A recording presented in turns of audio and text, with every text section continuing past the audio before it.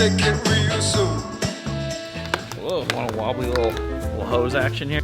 That perfectly engineered French move. Whoa! Huh. Oh, sorry, there we go. Hey everyone, we're the Luff Bros. And it's a little too cold to go outside. It's minus 30 out right now. He's not kidding. It's actually minus 30. Yeah. So we're indoors here in a nice warm hangar. Degrees Celsius. Celsius. Well, that actually makes it better because I think degrees Fahrenheit minus 30 is actually warmer than minus 30 Celsius. I don't know. I might be wrong on that. We're going to check on that and then we'll put it at the bottom of the video. So it's frigid out right now, so we're not paddleboarding today. So we thought we'd make a video and About pumps. We're going to That's talk right. about paddleboard pumps. these are paddleboard pumps. So we're going to show you a few things that you might not have known about your paddleboard pumps because I didn't know them at first. Nope, neither did I. And now we do. All right, so this here is your standard paddleboard pump. And this is made by iRocker from their nautical board. And this is a single barrel pump. It's probably what most people are familiar with. They call it a dual action because it pumps both when you pull the handle up and when you push the handle down. But something you may not know is that some of these pumps can actually deflate the board as well. So there's one port here that you attach the hose to. So we got our hose here, so you attach it to this one, and as you're pumping, you're inflating the board. If you flip it over, if you have this other port, you can attach the hose to that. When you're done paddleboarding, this will suck the remaining air out of the board, which helps you pack it a lot smaller and helps you put it in your bag. Another thing that you may not know is that this is called a dual action pump, and that's because it has this little port here, which when you pull it out, it only pumps on the downstroke. Why do they have this on these pumps? It's because when you're filling up the board, as it's being filled with pressure, it's gonna get harder to pump. So in order to get the last bit of PSI in the board that you need, you wanna pull this out so that it's easier to pump. One thing you should note is that when this is out and it's in single action mode, which means it's only pumping on the downstroke, you're not filling the board as fast. So when you start out, you want it to be in so that you're pumping more air in a shorter period of time. Then when it's filled up almost to the max, pull that out and only pump on the downstroke. All right, Evan already showed you the single barrel nautical pump.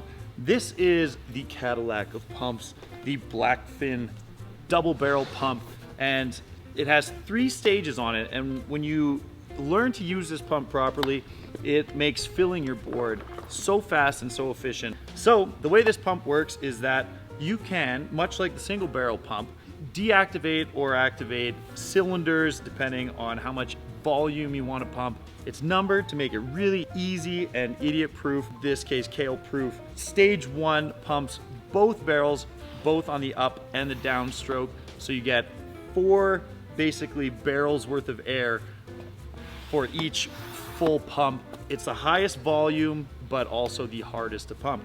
So you use that to get a lot of air in the board really quickly when you first start pumping, and you can inflate it till it starts to kind of take shape. Then once it starts getting difficult to pump in the first setting, go to the second setting. Now you're pumping both barrels only on the downstroke, not on the upstroke, which is a lot easier because you can put your weight into it.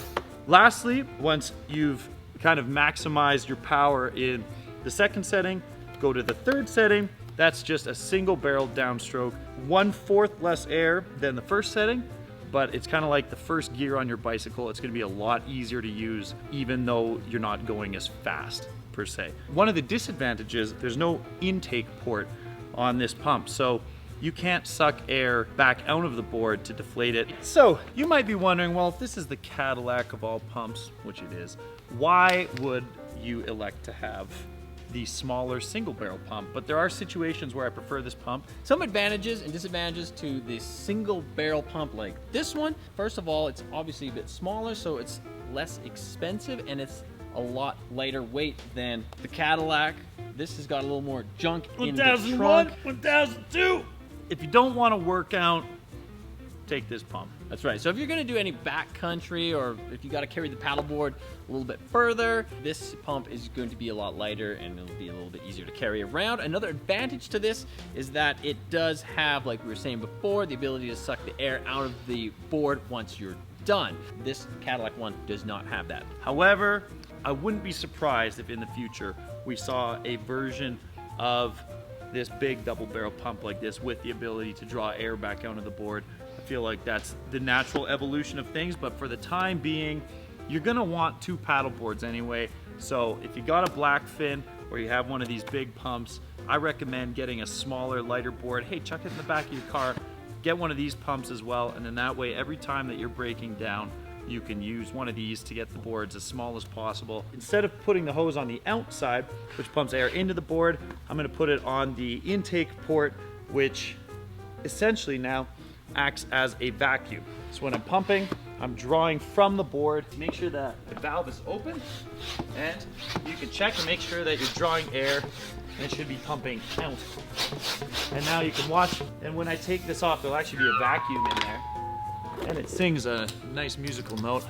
Kind of sounds like a mermaid or something, which gets me real excited every time I hear it. When you're done, make sure the valve's closed, not in the open position, because you don't want grit and stuff like that and dirt getting in the board or fouling up your valve. And when I'm rolling up the board, I do it differently than most, because typically we're hiking these things and I don't want to have the fin mounts poking into my back. So I fold those in first like this, and you'll see how small this will fold now that there's 0 air left in it. Just like that. Now you're ready to go. Put that in your bag, and it's easier to carry. And a little side tip, put the flat side of the board against your back. So there you have it. Next time you go paddleboarding, maybe take a look at your pump. Check out some of its features. There may be things on there that you didn't know it had. And because it's minus 30 outside, but we're keen paddlers, we're still gonna go out and try and find some open water. It seems doubtful today. Pretty much everything except the river is frozen solid here in Calgary. We're optimists, so You never know till you try. We'll see you next time. happy paddling.